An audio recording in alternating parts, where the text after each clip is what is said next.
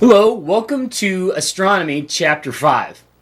Now, the fifth chapter in our text actually marks the point where we will be beginning the second unit in this course. And so now we will have finished our first exam and started moving on towards the second part. Now, the second part of this course is called Understanding the Solar System. And so this section we're going to be looking at will really be revolving, if you will, around the idea of the specifics of the objects inside our individual solar system. Now, this is a unit that is the largest in the book, and rightfully so, because it is the one about which we know the most information. We have a tremendous wealth of information now about many of the objects in our solar system, and through a variety of means, through ground-based observations, and also through many missions of sending craft out through the solar system, we have really got a tremendous understanding of how the basic pieces of our solar system work. And that's what we're really going to try to home in on in this particular unit. Now, this chapter itself, the first chapter, is going to be about the formation of the solar system. And then we're just going to touch a little bit on the concept of other planetary systems. We'll address that issue later, the concept of planetary systems elsewhere later, even more so. But we're going to kind of touch on it a little bit here, this concept. And the place where this starts, there's really three chunks, if you will, to this chapter. The first one is about the nature of how stars work by themselves. And the idea here is that one of the basic principles is the action of nuclear fusion inside of a star is what turns lighter elements into heavier elements. So, for example, when two hydrogens come together, they produce a heavier element, helium. And if you know a little bit about chemistry, you know about the mass contained in the nucleus, and as they join together, this makes a more massive molecule. More massive atom, not necessarily molecules, although other molecules can be made, but that's a topic for much further down the road. The other thing that happens when that process occurs is not only do we make new elements, but there is a small amount of mass that effectively goes missing.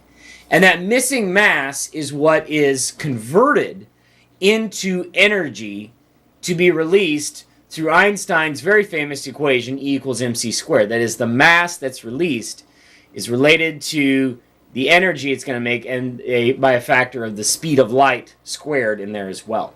But nonetheless, the concept is light elements, starting primarily with hydrogen, turn into heavier elements such as helium, and then even continuing on down through many of the elements up to about iron. There is a specific isotope of iron where this fusion process halts for a variety of reasons that are truly beyond the scope of this class. But basically, the process of fusion inside of a star is what makes most of the materials that we see in the universe, which is a very exciting thing to think about where all of that comes from. But that's really what the first section is talking to us about, and they're trying to give you some examples of some observations that we have made that indicate this is the process that's making them go on there. And so on page 133, it's talking to you a little bit about that. Now, it's also trying to give us some insight here about how our particular solar system formed. Now, of course, none of us were here. No human being observed this.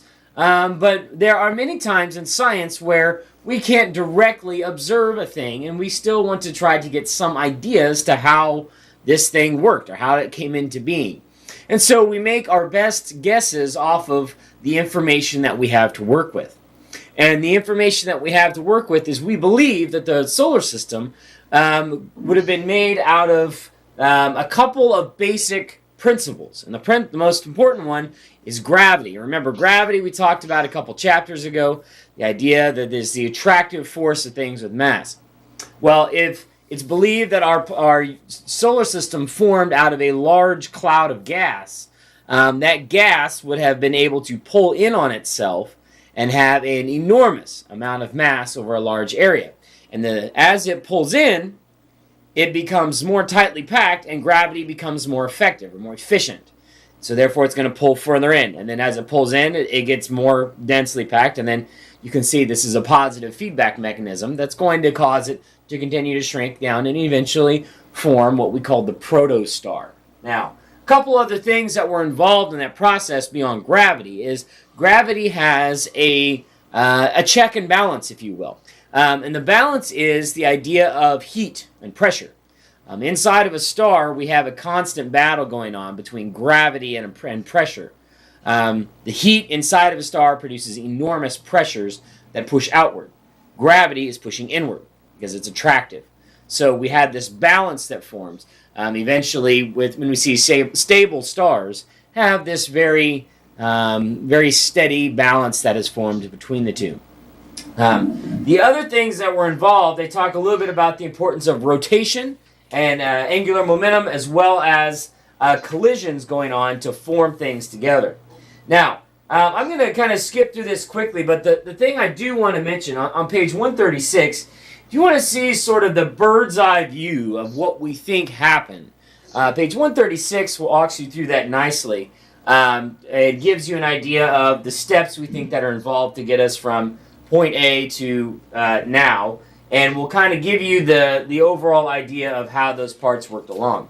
They talk a little bit in here about how the outer planets formed sequentially, and then the inner planets appear to have formed out of collisions, largely.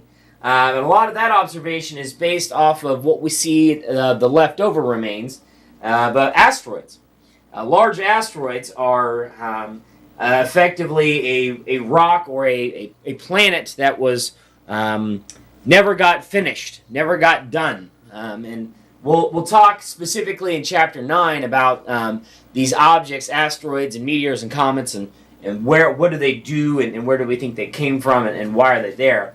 But they are sort of the leftover remains. There's a belief that the asteroid belt was a planet that broke up. We now think that it's pretty sure that it's a planet that just never formed. But nonetheless, the information is in there for you to take a look at. Now, this, one thing that I do want to point out, that another great graphic is right here on page 142. It gives you an idea of the size, the relative sizes of things we're talking about here. Okay? And so these terms that you're going to hear throughout the text are broken nicely for you. Meteoroids being very small objects, and we're talking about meteoroids down to the size of grains of sand. And then you have asteroids and comets and satellites of moons can all be sort of the next category of sizes up. Then you can have very large asteroids, or dwarf planets, are a new category here in the last, since 2006. Then we even have some satellites, some moons, that are actually the size of small planets.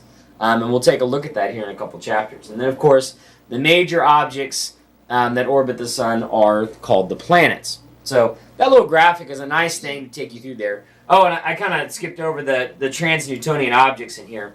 And we'll talk about these again later with Kuiper Belt objects and the Oort cloud objects. But this is a good overall bird's eye view, if you will, of the different objects in our solar system based off of size. So that's the introduction to the formation of our solar system.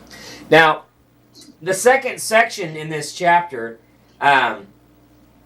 is called comparative planetology. And that may sound like a little bit of an intimidating concept to think, well, what is comparative planetology? Well, all that really means is, what we can do is take two planets and simply see how they're alike and how they're different. And I kind of mentioned this in the very first chapter when we talked about rooms in your house that may be similar. In the same way, we find out that the planets have a lot in common. In fact, we're going to kind of break this into two broad categories of planets. And we now are doing this because we understand much better how these things work. And if you look on page 144, they give you a great example. This graphic shows size, but not distance, to scale of the planets. And what we can see here is that there are 4 planets, 4 small, rocky, terrestrial planets, of which the Earth is one of those. Earth is, of course, the 3rd planet from the Sun, and it turns out the Earth is actually the largest of these small terrestrial worlds, but it is, they pale in comparison by size to the massive outer planets. The planets that are far from the Sun, Jupiter, Saturn, Uranus, and Neptune, are enormous, many times bigger than the Earth. Uranus and Neptune, the smallest of the giant planets, are more than 4 times the diameter of the Earth, which is the largest of the small ones. So you can see there's a huge size discrepancy, and this size discrepancy is actually related to their composition. What are these things made out of? And that's what we're going to spend a lot of time looking at later on. And we find out that basically everything here and out is made out of very low density gases and liquids. And the stuff that is here in is made out of basically rock material, very high density. And so there's a big difference in terms of what these things are made out of in our solar system, which is a great way for us to differentiate the different types. So we're going to look at that in great detail a little bit later, but I wanted to have a brief introduction. Okay, the last topic in this chapter, the last big topic in this chapter is taking a look at planets outside of our own solar system. And I got to tell you, right now in astronomy, this is for the next probably couple decades, we're going to be looking at this in terrific detail. And this is one of those areas where we are just right on the cusp of making wonderful, amazing discoveries about planets orbiting other stars. We have found now many, many stars that have planets orbiting them. And we have found many candidates of planets that look like they're going to be similar to the Earth. Now, it is going to take years, if not decades, to sort this out. There's been a couple missions that have been successful in giving us a lot of information about potential worlds like the Earth. And in the coming years, we're going to see new telescopes being built that are going to drastically improve our view to be able to see those objects, to actually see the individual planet orbiting another star. Very, very exciting time in astronomy. And this is one of the areas where it is almost a completely untapped world, or part of astronomy, is studying planets orbiting other stars. And the term for those things, what do we call a planet orbiting another star? We call them an exoplanet. You're going to hear that term used a lot. Exoplanet, just meaning it's a planet orbiting another star. And the problem is, we can't see the things. They're too small. We can't see them. A good analogy for this is, imagine, a car headlight, that's on a hill maybe 10 miles away, and you can just barely see the light of the car. Well, imagine trying to see a mosquito buzzing around near the headlight of that car 10 miles away. That's about the task we're trying to do.